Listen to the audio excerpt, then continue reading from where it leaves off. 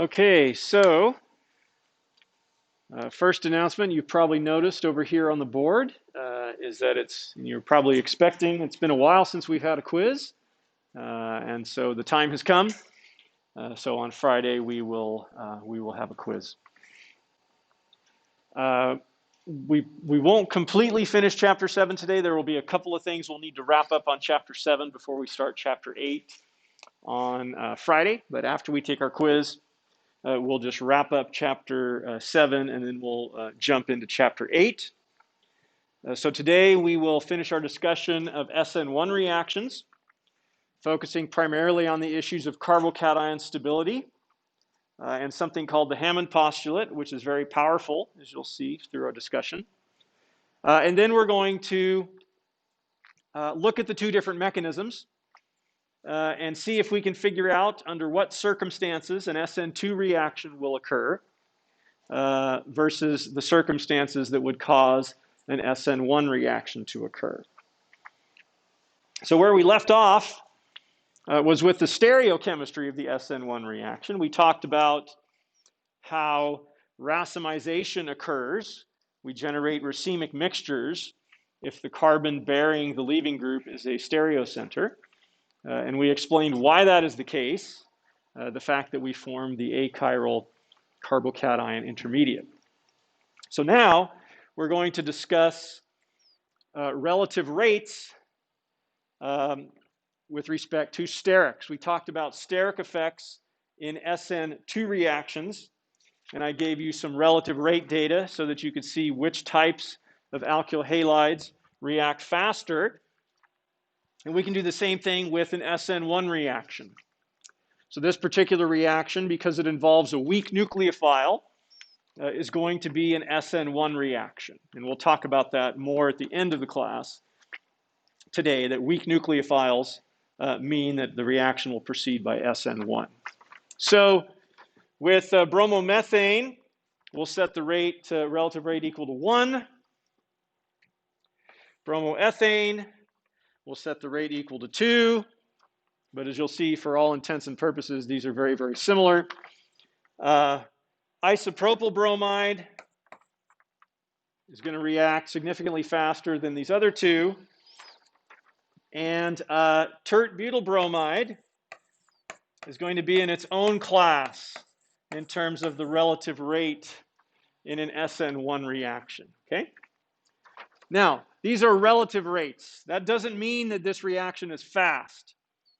The truth of the matter is that all SN1 reactions are slow.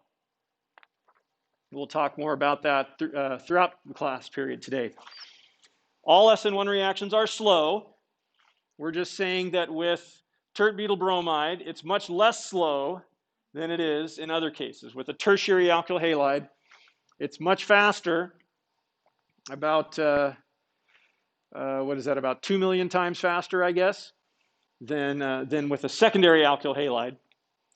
And it's believed that the residual, the very, very, very small amount of reactivity that's observed with the primary alkyl halide and the methyl halide is due to a very, very, very, very, very slow SN2 reaction that would occur. Because with a weak nucleophile, it would just be really, really, really, really slow. Okay, so what these data tell us is that a tertiary alkyl halide is going to react much faster than a secondary alkyl halide in an SN1 reaction, and primary and methyl halides will be unreactive. Okay? Even though there's numbers here, they're so much smaller than this, we're just going to say for purposes of the class, they're unreactive in SN1 reactions. Okay? And we'll explain why that is in a moment. So SN1 reactions in most cases are only practical with tertiary alkyl halides. They will still be slow, but they are their least slow when we have tertiary alkyl halides. So we have this table of characteristics of the SN1 mechanism, and we went through a similar table with the SN2 mechanism. And what you can see is that the information in this table is the exact opposite of the information in the SN1 table. Kinetics, first order for SN1, second order for SN2. Mechanism, 2 steps for SN1, 1 step for SN2. Stereochemistry, racemization for SN1 due to the achiral carbocation intermediate, inversion for SN2. And then the rate with respect to sterics, more substituted alkyl halides react faster in SN1, less substituted alkyl halides react faster in SN2. Okay, so we have these opposite characteristics. As I mentioned to you with the previous table, we need to understand the reasons why this information is the case. We haven't talked about this last one yet. That's what's next up that we're going to talk about in class. But we talked about on Monday why racemization occurs. And then, of course, the kinetics, that's experimentally observed. That's something that was just measured in a lab. So that's why we know that it's first-order kinetics. So as I promised, let's talk about why more substituted alkyl halides react much faster in an SN1 reaction, but still slower than what you would see in an SN2 reaction. So this trend here parallels the trend in the stability of carbocations. So more substituted carbocations are more stable. So a tertiary carbocation, and this is stability, not energy. We're not saying it's higher in energy. We're saying it's more stable.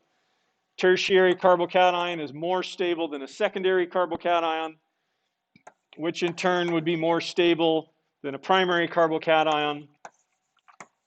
And our methyl carbocation would be the least stable. So there are 2 ways we can explain this order of stability. The first one is going to be inductive effects. Okay? We've encountered inductive effects before. I told you can't forget anything in this class. Things we learned earlier on, we're going to use later on in the semester. Who can raise their hand and tell us what inductive effects are? Yes, please. I think that's one where if you have an electronegative atom somewhere else in the molecule, then it will pull some of the electron density towards it going to another area. Yes, exactly. So the inductive effects that we saw in chapter 2 when we were studying acid-base chemistry involved electronegative heteroatoms stabilizing a conjugate base by pulling on electrons through sigma bonds. Okay, so that was the only type of inductive effect we knew at the time. Our definition of inductive effects is going to be a little bit more general now to accommodate those types of inductive effects as well as the types we will see with carbocations. So we will say that inductive effects are electronic effects that occur through sigma bonds. The effect is transmitted through sigma bonds. So in the case of acid-base chemistry, we were withdrawing electrons. That electronegative atom was able to pull on electrons through multiple sigma bonds. In the case of carbocations, which have a positively charged carbon, we're not going to want to pull electrons from a positively charged carbon. We're going to want to donate electrons to a positively charged carbon. So the inductive effects we'll see here will involve donation of electrons through sigma bonds. Okay? So if we have our simplest methyl carbocation, the sigma bonds that are bonded to that positively charged carbon are already donating electrons to that carbon, right? So we're talking about sigma bonds elsewhere in the molecule. And when we have a methyl carbocation, we have no other sigma bonds. So there's no ability for these hydrogen atoms to stabilize that positively charged carbon by induction. So our methyl carbocation will be the highest in energy. But if we replace one of those hydrogens with an alkyl group, So this would be a primary carbocation. Now this alkyl group contains sigma bonds. If it's a methyl group, we would have a carbon bonded to 3 other hydrogens, and we would have 3 sigma bonds. Any alkyl group is going to have 3 sigma bonds, okay? And those sigma bonds can donate their electron density through this sigma bond to the positively charged carbon. It's not really a dipole, but we can use the dipole symbol as a way of indicating that electrons are being donated from this alkyl group to this positively charged carbon, okay? And then if we have a secondary carbocation with 2 alkyl groups attached, now we have additional sigma bonds in that second alkyl group that can donate electrons to our positively charged carbon. And then when we get to the tertiary carbocation, we have 3 alkyl groups capable of donating electrons to that positively charged carbon, okay? And that effect is transmitted through the sigma bonds in the molecule, and it results, if we donate electrons to the positively charged carbon, what happens is the electron density gets spread out or delocalized. Anything that's going to delocalize or spread out the electron density will lower the energy of the carbocation and make it more stable. So inductive effects can explain why more substituted carbocations are more stable or lower in energy than less substituted carbocations. Question? If you had a heteroatom on there that was more electronegative, then would it be less stable? It depends. I won't address that right now because it's a hard question to answer at this point, but the answer is it would depend. Sorry.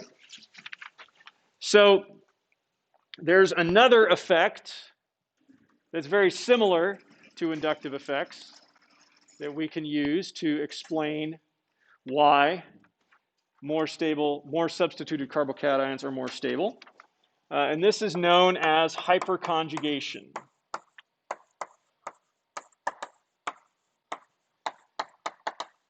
Okay?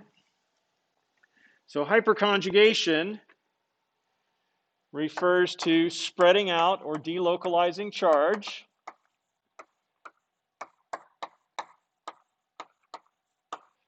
by the overlap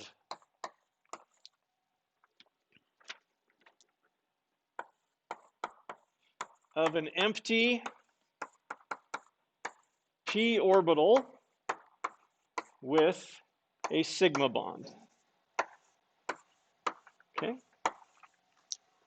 So our positively charged carbon has 3 groups attached. It's sp2 hybridized. Okay?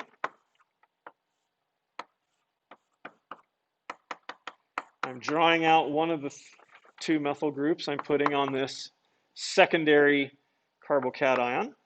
Okay? And you can see the way that I've drawn this, if we have one of those sigma bonds in our alkyl group parallel to our empty p orbital, they can overlap, and that sigma bond can donate its electrons into the p orbital. So this is hyperconjugation. Just another way for alkyl groups to donate electrons to positively charged carbons. Question? This is different from like losing the hydrogen atom and then forming a double bond. Correct. How is it different? I don't actually understand. Well, we haven't talked about forming double bonds and eliminations yet. That's coming up in our next chapter. You would have to have a base to remove this hydrogen in order to form a double bond. Here we don't have a base. Now you could argue, and you'd be correct, that you're going to weaken this sigma bond. If you're donating electrons to that p orbital, one consequence of that is this sigma bond is going to lengthen. It's going to weaken somewhat. But that's offset by the gain in stability that you get by delocalizing the positive charge. Okay? Question, Claire. Is it possible to have Yes, yes, alkyl groups can stabilize, it's two different ways that any alkyl group can stabilize a positive charge, okay? They look very, very similar. Hyperconjugation is just more specific than inductive effects. Hyperconjugation refers to a specific case where we have a sigma bond parallel to and overlapping with a p orbital. Okay, question?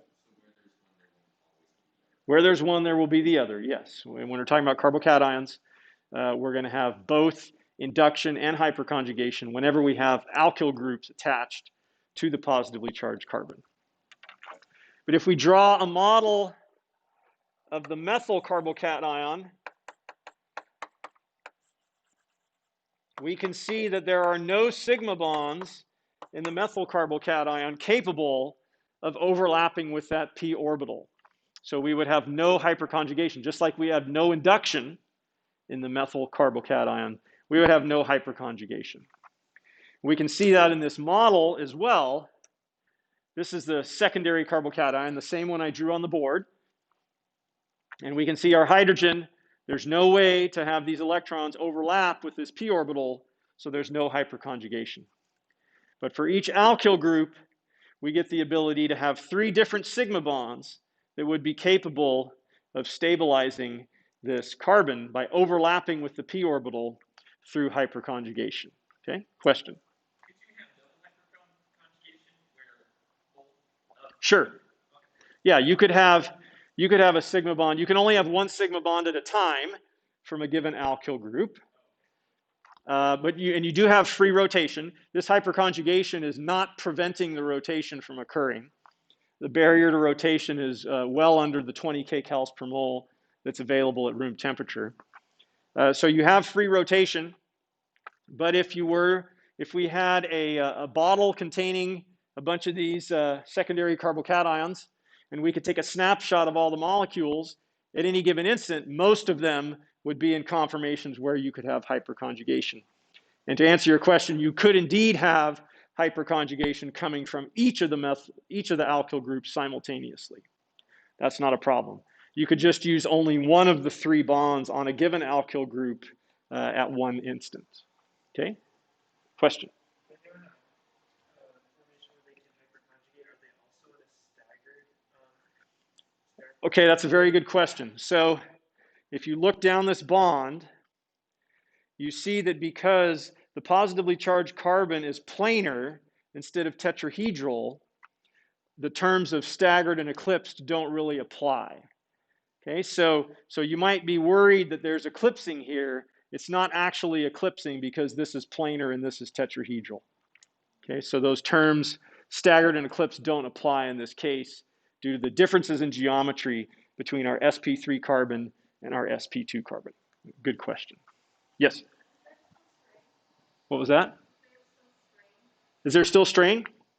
There might be conformations where you could have less strain than one where you have hyperconjugation, but the gain in stability from hyperconjugation more than offsets any torsional strain that you would have from these bonds being too close together.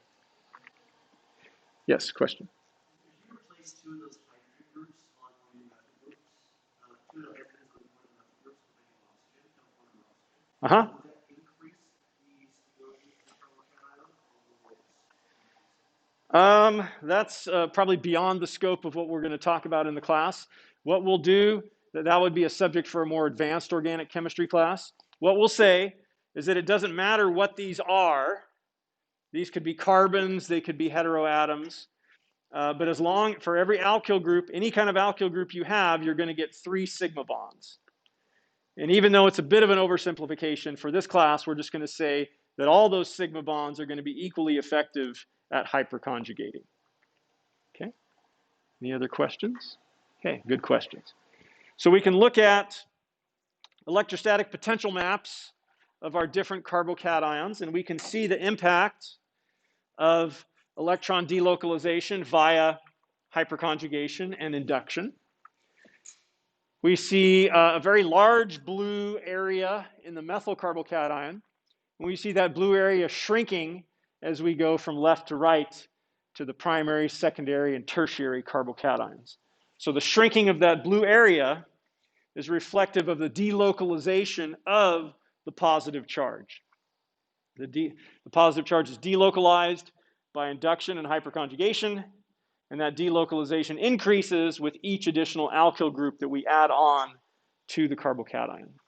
So it turns out that the methyl carbocation and the primary carbocation are actually so high in energy that they do not form.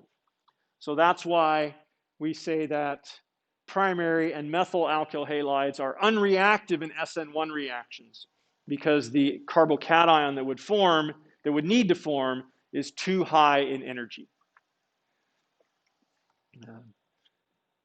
So anything that can delocalize electrons will stabilize or lower the energy of a carbocation.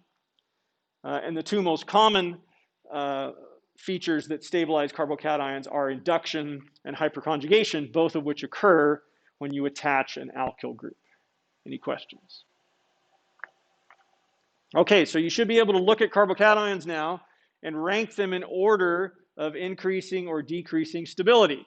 So let's try this. Let's get our iClickers out.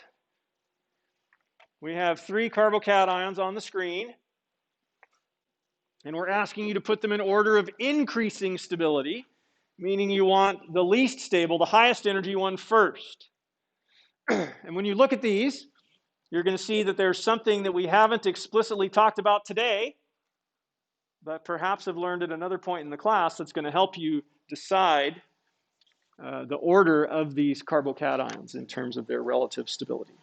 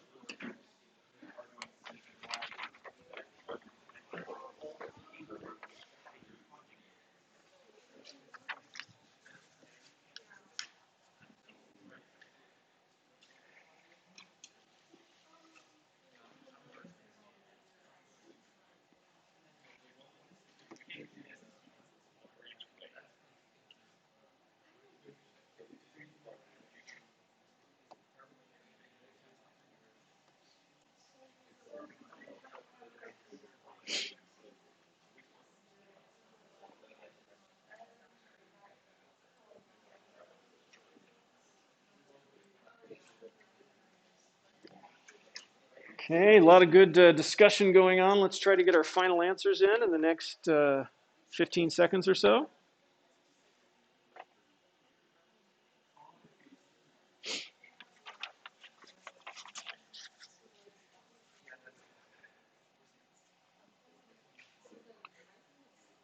Okay, we're up to 20, 21. Any more answers?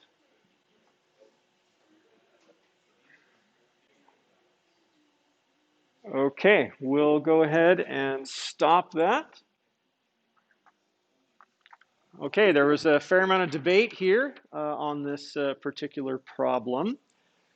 So what kind of carbocation is number 1?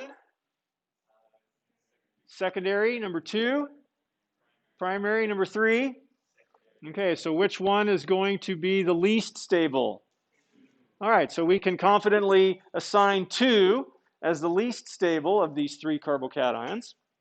And now we're choosing between 2 secondary carbocations, which we haven't talked explicitly today how we would choose between 2 secondary carbocations. But I did tell you a couple of times that anything that can delocalize electrons is going to stabilize or lower the energy of a carbocation. Okay? So based on that, who would like to raise their hand and tell me or tell the class how they distinguish between 1 and 3? Okay, please. Okay, so number 3, we have a positive charge adjacent to a double bond. That's one of the structural features that allows us to draw a resonance structure. We can move the double bond here and the positive charge over here. Okay, can we do that in 1? We cannot. So in 3, we have the ability to stabilize that carbocation by resonance. In 1, we do not. So that means that 3 is going to be the most stable, meaning that C would be our answer. Okay? So any structural feature that can delocalize electrons will stabilize or lower the energy of carbocations. And in this case, resonance was available here. And so a resonance stabilized secondary carbocation will be more stable or lower in energy than a normal secondary carbocation that cannot be stabilized by resonance. Okay? In fact, if you had a primary carbocation that could be resonance stabilized, that would actually exist. Okay? You would have a way of forming a resonance stabilized primary carbocation because in general, it would be comparable in stability to a normal secondary carbocation because of the resonance stabilization. Okay? Question?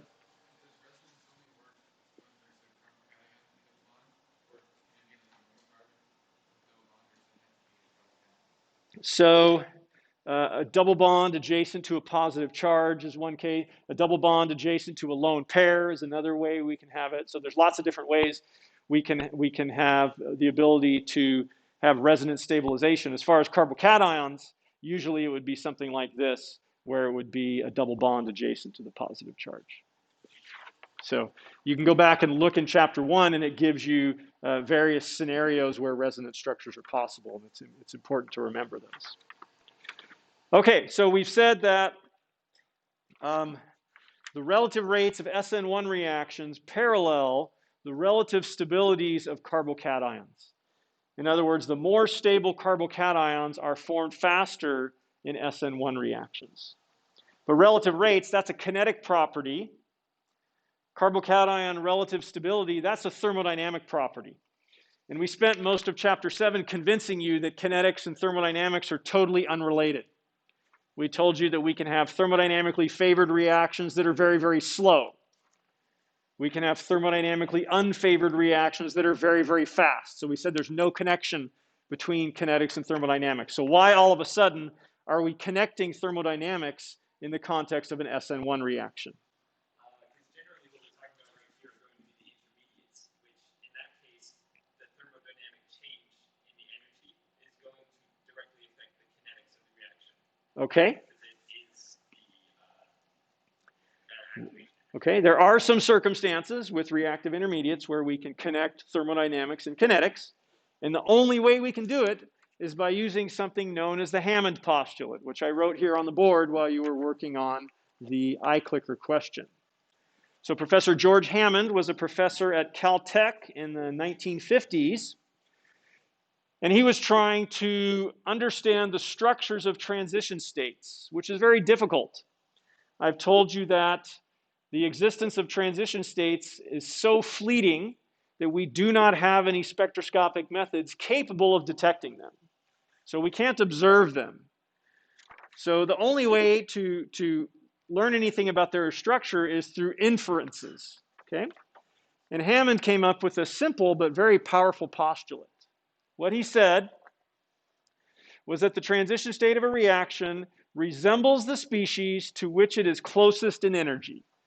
And when we say species, we mean either the reactants or the products. On our energy diagram, our transition state is in between the reactants and the products. And Hammond said the transition state will resemble the species that it is closer in energy to. Now, the transition state is always the highest energy peak on our energy diagram. So it's always going to be closest in energy to whichever of the reactants or the products is higher in energy. So if we have an endothermic reaction, which species will the transition state resemble, reactants or products? Products. Products are higher in energy than reactants in an endothermic reaction. So therefore, the transition state will look more like the products than the reactants. Okay? In contrast, in an exothermic reaction, the reactants are higher in energy. So the transition state will resemble the reactants in an exothermic reaction. So let's take a look at an energy diagram and see what this conclusion will help us to understand. So here we have two endothermic reactions leading from reactants of very, very similar energy. In both cases, the products are higher in energy than the reactants, so these are both endothermic, but the blue product is more stable or lower in energy than the red product. Because these are both endothermic reactions, these two transition states will resemble the products. They'll look more like the products than they will the reactants. And so, whatever structural features there are in the blue product that's making it more stable or lower in energy than the red product will also exist in the transition state, because the transition states will resemble the products. And so the difference in energy in the products will be reflected, probably not the same difference in energy, but a comparable difference in energy between transition states. Since the reactants have very, very similar energies, these differences in transition states energies are going to be directly reflected in differences in activation energy. So the lower energy transition state will correspond to a lower energy of activation and therefore a faster reaction. So because of Hammond's postulate, we can conclude that if we're comparing two endothermic reactions where the reactants have similar energies, the more stable product of those two reactions will form faster because of this diagram and the connection between the transition state structure and the structure of the products. That's what comes from Hammond's postulate. Questions? Okay, let's look. Yes, go ahead.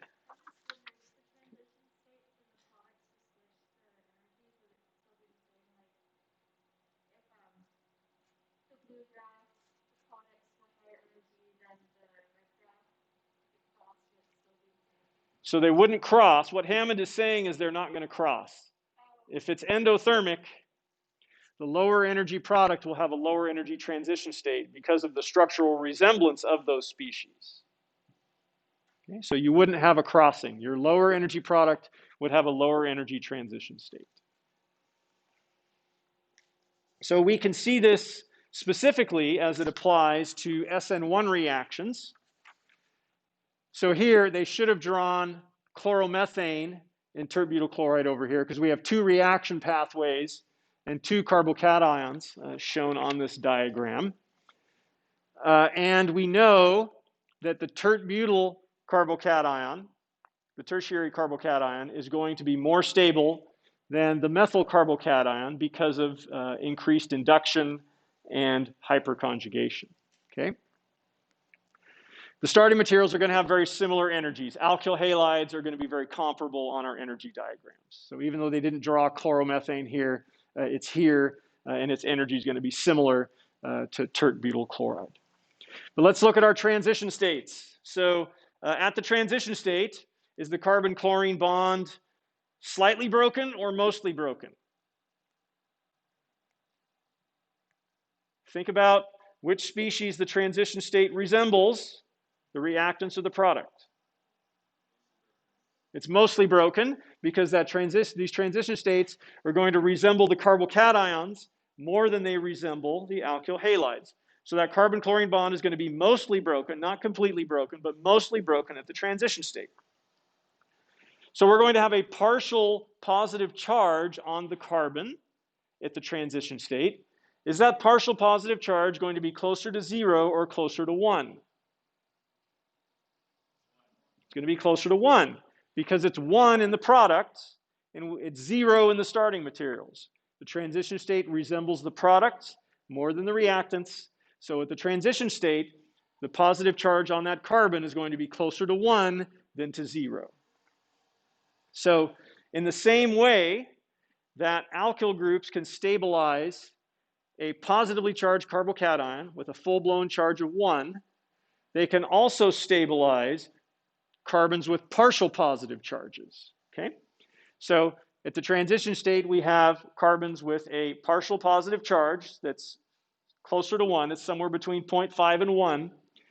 And that partial positive charge can be delocalized in the blue case by hyperconjugation and induction. But there's no hyperconjugation or induction in the red case. And so the red transition state is higher in energy than the blue transition state. Question? So if you had a situation like this, wouldn't the red not even happen though? Like you're just In this particular case, yes. This energy of activation is too high for this reaction to occur. But let's say that it could occur. We would say that the blue pathway would occur much faster because it has a lower activation energy. So Hammond's postulate allows us to conclude that if we're comparing two endothermic reactions, and our starting materials are similar in energy, then the more stable product will be formed faster because your diagram will always look like this. Your lower energy product will have a lower energy transition state. The same structural features that will stabilize the product will stabilize the transition state because of their resemblance in structure. Any questions? All right, let's take a look at what happens if we have two exothermic reactions.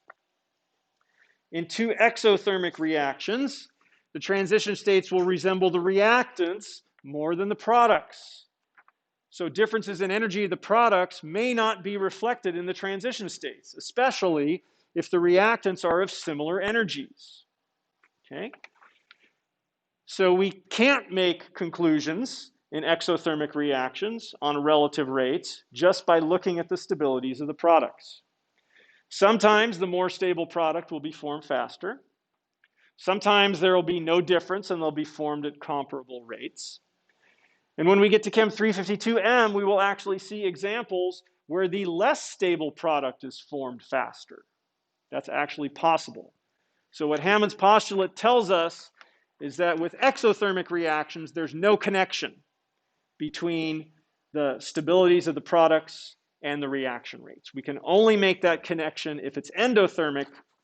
Since carbocation formation is always endothermic, we can confidently say that with carbocations, more stable carbocations will always be formed faster. Any questions?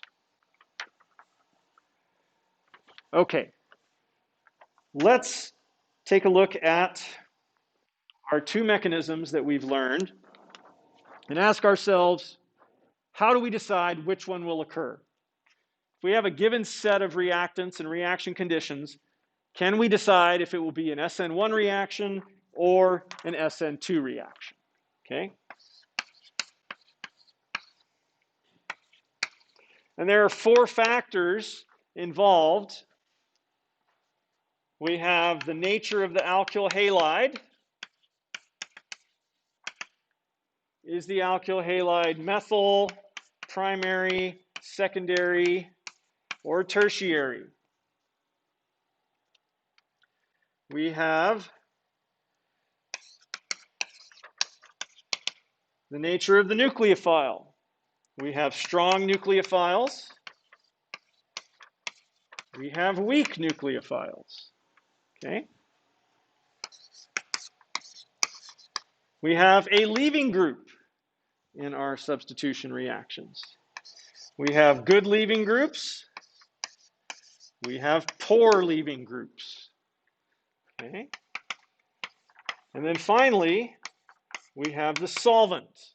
All of our solvents are polar solvents, but we can have a protic solvent, or we can have an aprotic solvent. Okay? So, can we look at these factors and decide if a reaction is going to occur by SN1 or SN2? And let's start out with the alkyl halide.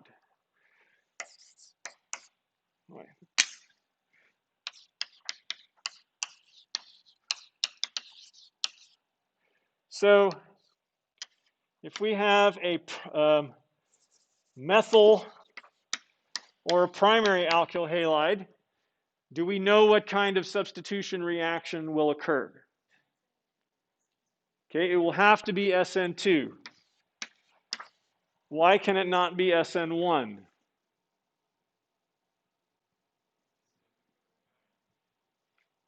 Yes, Claire? Exactly. The carbocation is too high in energy, and so we're not going to form a primary or a methyl carbocation. So it will only be able to proceed by SN2. Okay? What if we have a tertiary alkyl halide? What kind of substitution reaction or reactions could occur? Okay, that would be SN1 only. Why would we not have SN2 with the tertiary alkyl halide? Yes. Too much steric hindrance, exactly.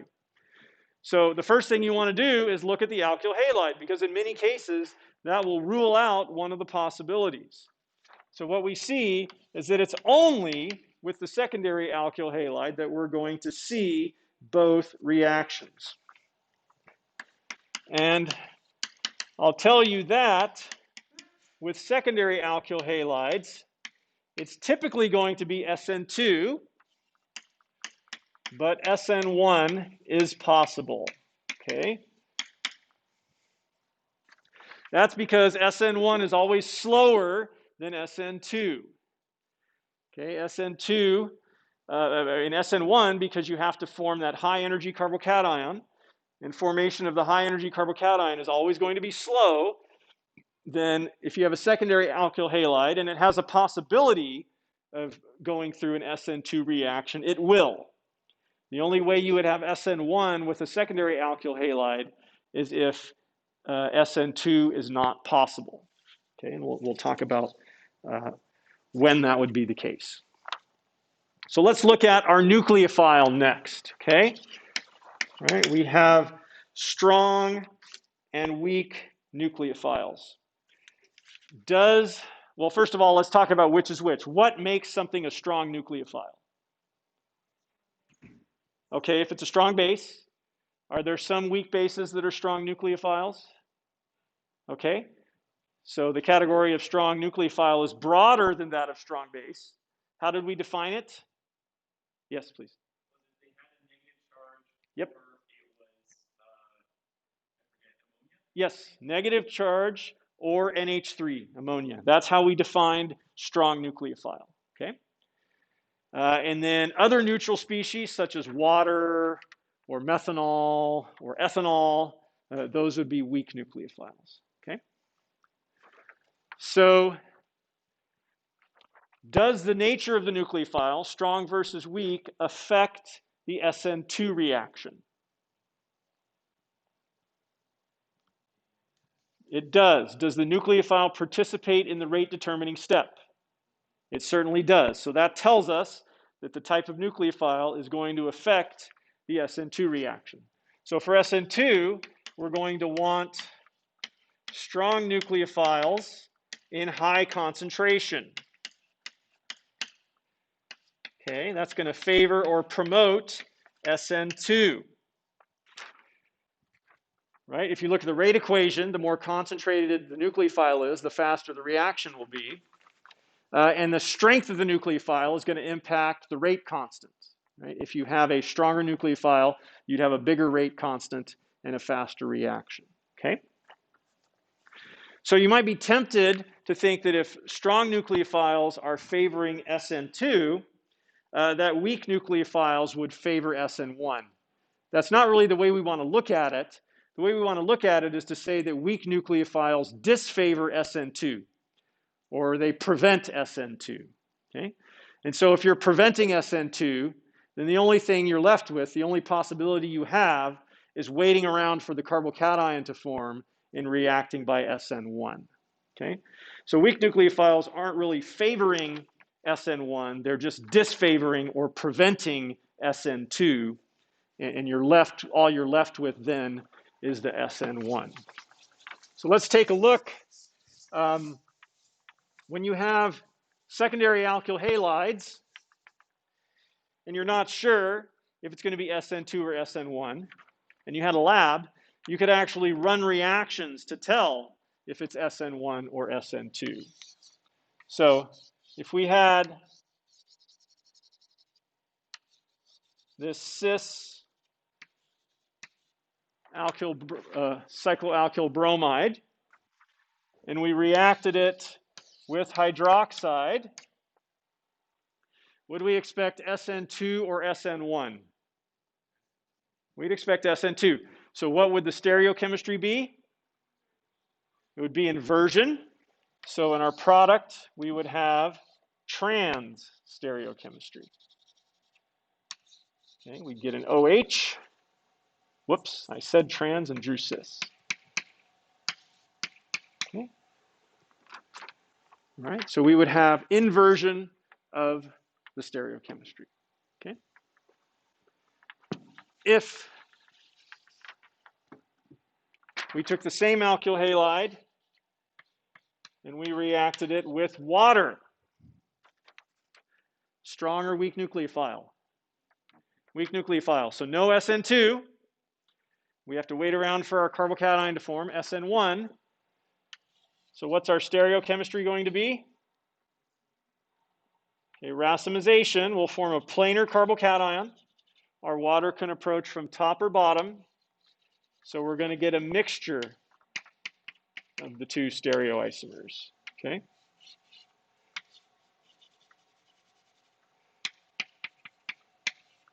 Okay. Notice that in this case, these are not enantiomers, they're diastereomers of each other because of the nature of the structures here. Okay? But the principle is that if you have an SN2 reaction, you get inversion, so you would only get one product. SN1 reaction, racemization, because you form a carbocation, you're going to get two products. Questions? Okay, let's look at the leaving group. So, does the leaving group play a role in the rate determining step of the SN2 reaction? Yes. There's only one step. The leaving group is departing. That bond between the carbon and the leaving group is breaking in the rate determining step of the SN2 reaction. What about SN1? Is the leaving group participating in the rate determining step of SN1? Yes, it is. That's the only thing that's happening, is it is departing. Okay? So, the better the leaving group, the easier it will depart, right? A better leaving group is going to be lower in energy as an anion. Okay? So the activation energy for it to depart will be lower. So we can conclude that better leaving groups will make SN2 reactions faster, and they will make SN1 reactions faster. So we cannot use the leaving group to distinguish between SN2 versus SN1. What we can do is we can look at different leaving groups and find that in both cases, better leaving groups will lead to faster SN2 reactions and faster SN1 reactions. So our leaving groups are halides in this chapter. We'll learn other leaving groups later on. But this is the trend in rates that we would see for both SN2 and SN1. And with fluoride, it's going to be so slow that we're not going to see it, right? We're not going to see fluoride used as a leaving group in this class. It's only chloride, bromide, and iodide. And the better the leaving group, the faster the reaction for both SN2 and SN1. Okay, questions? Yes?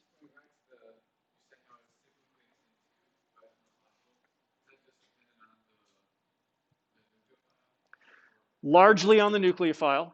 There's one more factor we haven't talked about yet, which is the solvent, and we'll talk about that on Friday when we wrap up chapter 7 and then jump into chapter 8. Okay, but largely related to the nucleophile. That's the biggest factor that dictates whether it's SN2 or SN1 when you have a secondary alkyl halide. All right, so we'll take our quiz on Friday, then we'll finish chapter 7 and start chapter 8. See you then.